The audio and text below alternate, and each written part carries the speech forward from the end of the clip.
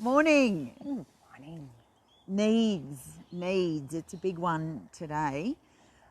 Yes, we have needs as humans, and far more than Maslow's hierarchy of needs. We're huge advocates for the work of Marshall Rosenberg, and we actually have hundreds of needs, and we'll pop the list inside the group in the file section. And today we're going to offer you up a little opportunity to step into a moment in your mind with someone really close to you. And as Ilka reads out a few of these needs and ways of expressing them, to consider yourself in that moment with someone close to you and how easy or challenging this may be for you, and what comes up inside you as she reads out these ways of communicating, which for both of us in the past were impossible, not even in our sphere of knowing, of possibility, because we didn't communicate like this in the past, and we're still practicing today. Yes, So definitely practicing. So head there right now in your mind with someone close to you. Yes. So I'm sad. So that feeling, I'm sad, and I need acceptance and communication. Imagine texting that to somebody or saying that to somebody. How comfortable would you feel? I'm sad. I need acceptance and communication. Because acceptance and communication are human needs. We need those things. Okay, the next one is I'm scared. I need compassion. Compassion is a human need. So I'm scared. I need compassion. And the third one is I'm hurt. I'm hurting. I need openness and companionship. Or it could be I need acceptance for that one too, and compassion, of course. I'm hurt. But yeah, these are all human needs. And I've had many women join our group, and they like, really?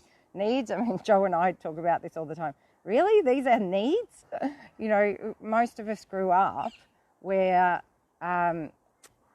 perhaps this is when you've been listening to this, if you're thinking about, go back and think about your own family and when you were growing up, the reactions to these kinds of sentences, not that you might have even felt safe to actually even use sentences like this, because the risk of rejection was too great for me. Yeah, risk of rejection, risk of them using it as ammunition against you.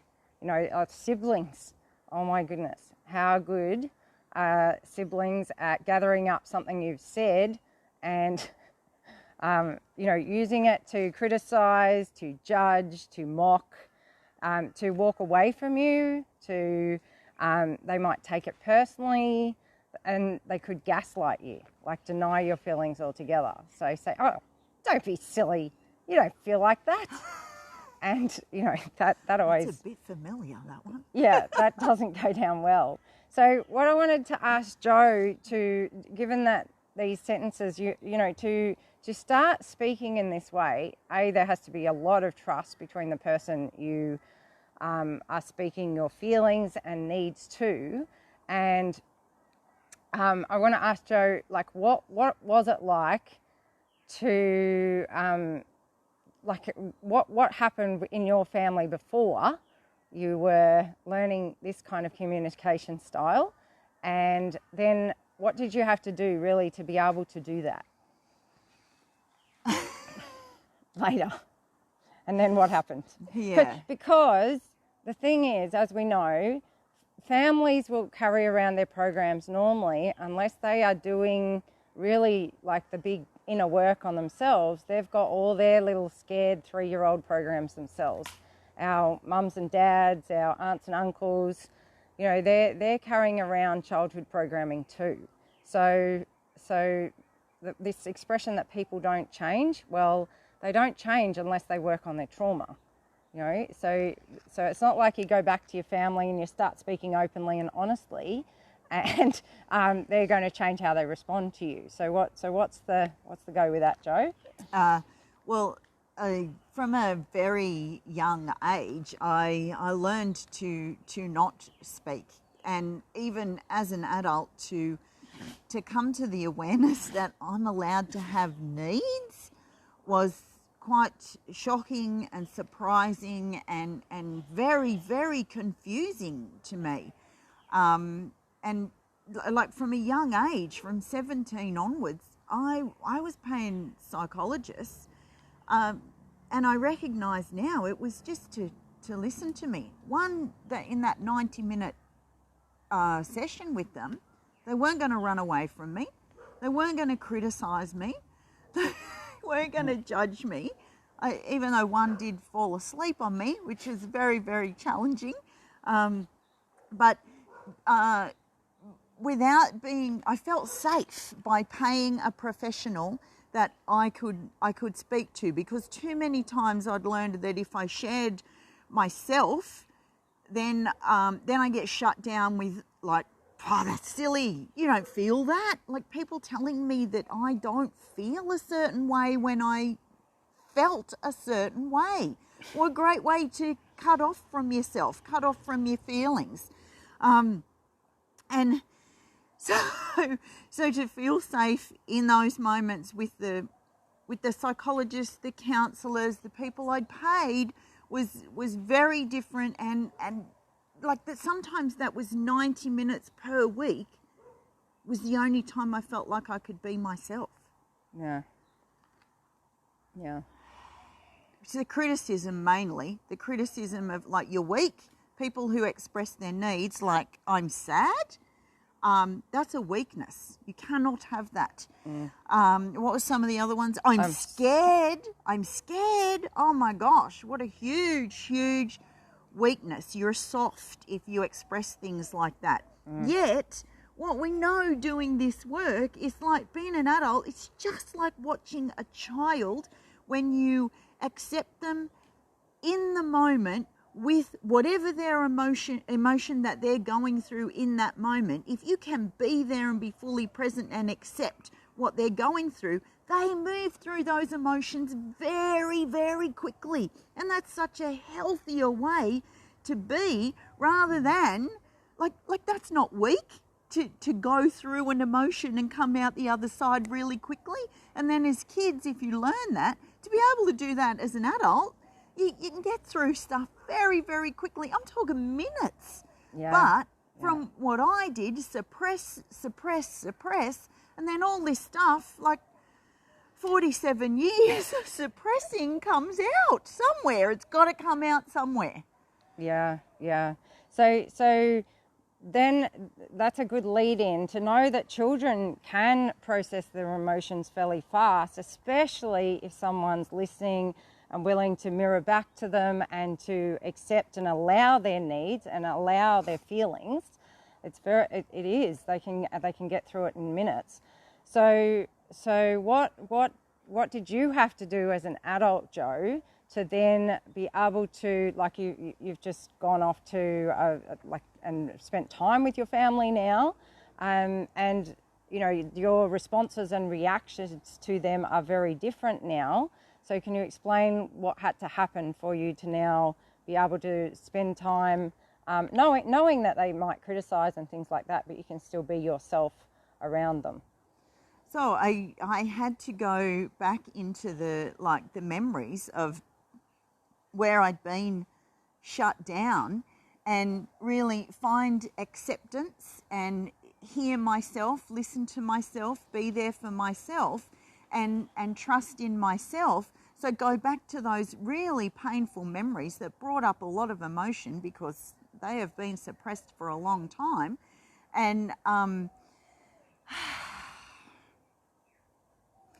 accept myself and speak up and and change those memories so that I am not reliant upon how they respond to me. So I don't have this thing inside me that is waiting for the rejection, the criticism. And now I can speak up, and I'm not reliant upon how other people respond to me for how I feel inside. That is the big thing, how I protected myself in the past. The best way to do that was to stay silent. Then I didn't have to risk them making me feel a certain way, because really they can't make me feel a certain way unless I give them permission to do so. I'm giving my power away. So, it wasn't easy. It took a while, and it took like going towards the pain, which is the challenging bit, going towards the pain, being willing to feel the feelings. Those feelings that I was told for many years are not real. Yeah, not valid. Not valid. Not important. What?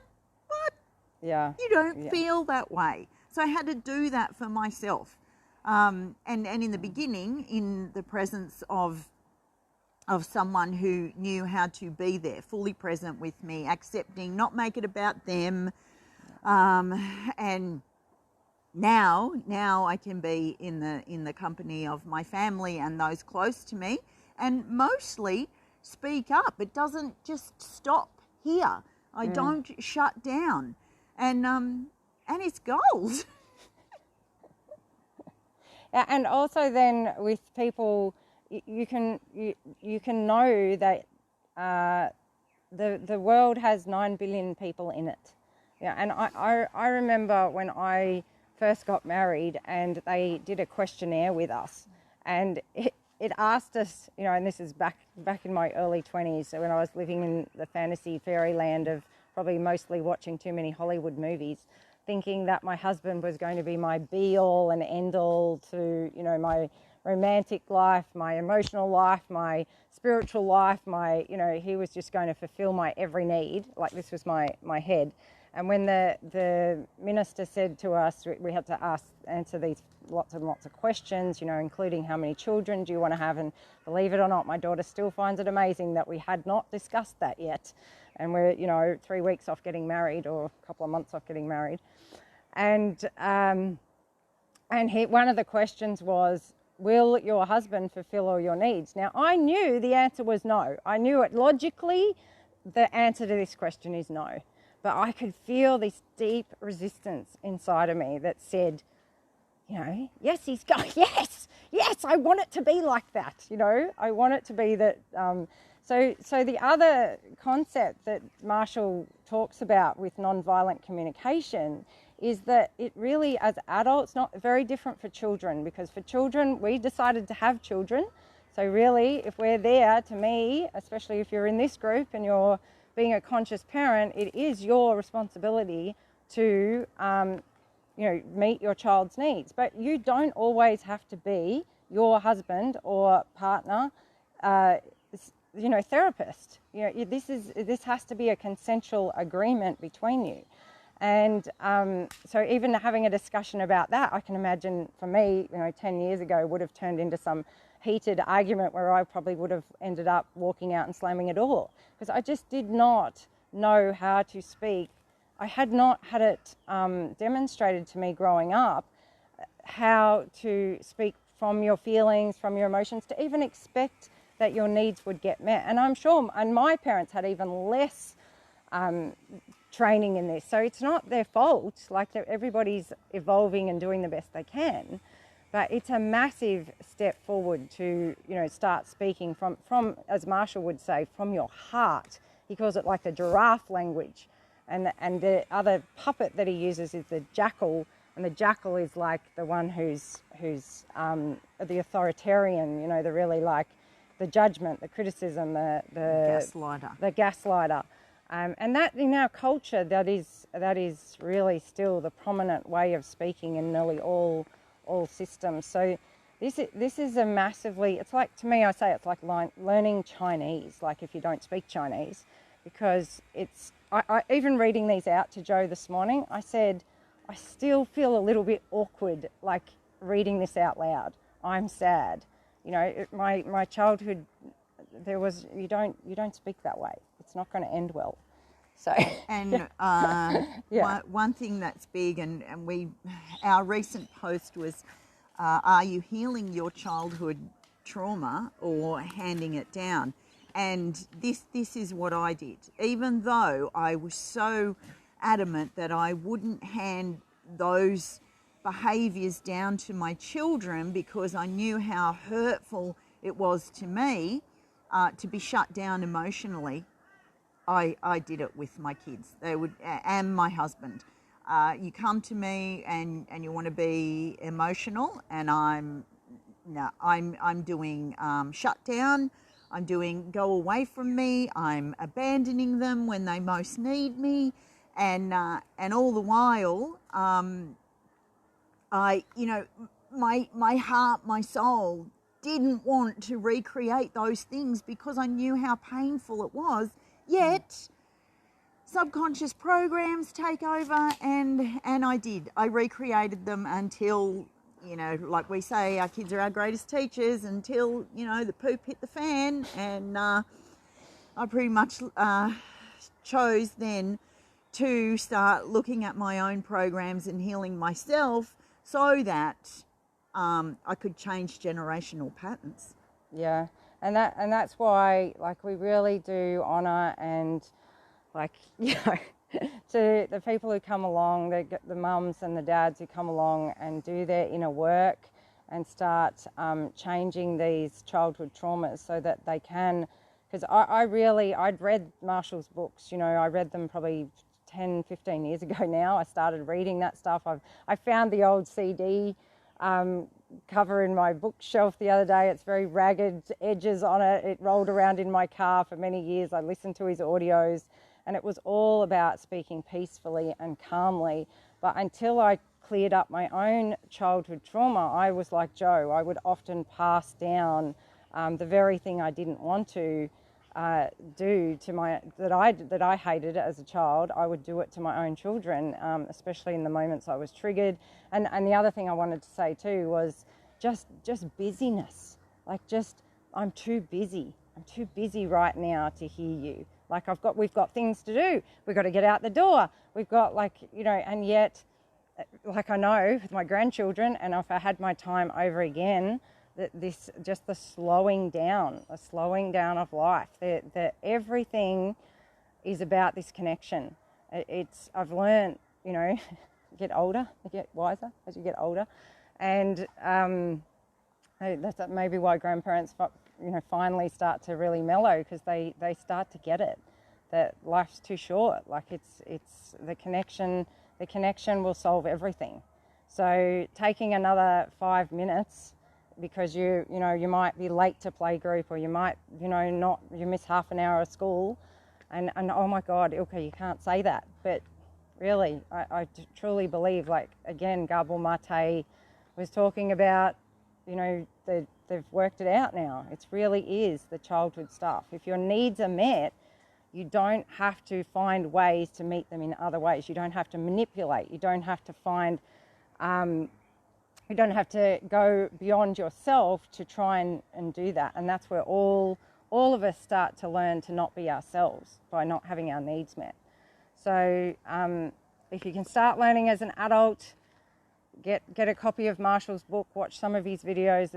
I can post his brilliant 3-hour workshop below this video today, and start learning how to speak more self-responsibly, being more open, more honest. And if that's difficult, then there's work to do. There's work to, and that's why we talk about, when we say integrating, when we're little and we've learned to shut down or behave a certain way to be accepted by a parent or someone close to us, then a little part of us is cut off or suppressed. And those are the pieces that we're bringing back or reintegrating or healing as an adult. Those little bits and those little traumas, you might think, and this was something that I did, because I said, well, I had a good childhood. We were safe. We always had a home over our heads. We had plenty of food on the table. You had Maslow's hierarchy of needs.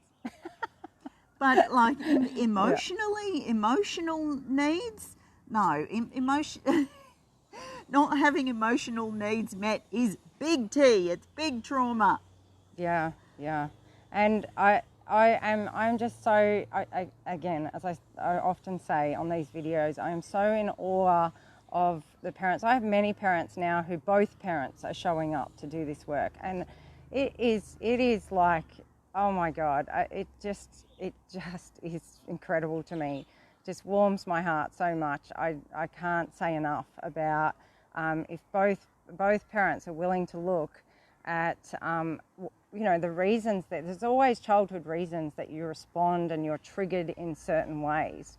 And so if you're both learning how to clear those up and both learning how to, speak from your needs, speak from your feelings, like the world, to me, like that expression, the world is your oyster, because that's what life's all about, is this growth, this learning together. And that's why it's no surprise that we attract the type of person we attract, usually because there's an opportunity there to heal a part of ourselves, like they're showing up as our, oh my gosh, is that my father? Yeah. Wow. Yeah, that's a good topic. We've got to do that one again sometime. Yeah. So yes, thank you guys for watching, and check out the needs list. Maybe this week you could have a go at even like walking around your house and saying, I need compassion, I need companionship. It's like, even to say it out loud is a huge step. I need acceptance. Because and how cool for your children to start hearing what their needs are, to start hearing those words, because they know, of course, children are all amazing at knowing that they need things, that they're our teachers, but to hear the adults in their life speaking the words and getting a language around this, oh my goodness, so amazing. Like some of Marshall's stories about his son and that, like it's just because he started some he calls them giraffe schools, like speaking from the heart, and they're just brilliant. There's one in the workshop, so if you watch that, you'll hear that. Yeah. Awesome stuff. Yeah, it is. Thank you for being here and, choosing to do things a different way, because it is relatively new to face our own stuff. It is, and to speak this way is really, really new, new. And as much as Marshall's work has gone all over the world, and he's started, groups everywhere. There's nearly one in every city, so you can join nonviolent communication groups. But, it's still so new. We're still babies in learning this stuff. He's done really powerful work within, like, warring communities to bring peace where terrible things have happened. Yeah, it's amazing. Yeah. Absolutely. So, yay! We'll see you again next Wednesday. Thank you so much. Have for a great watching. week. Yeah. Practice. I need, yes.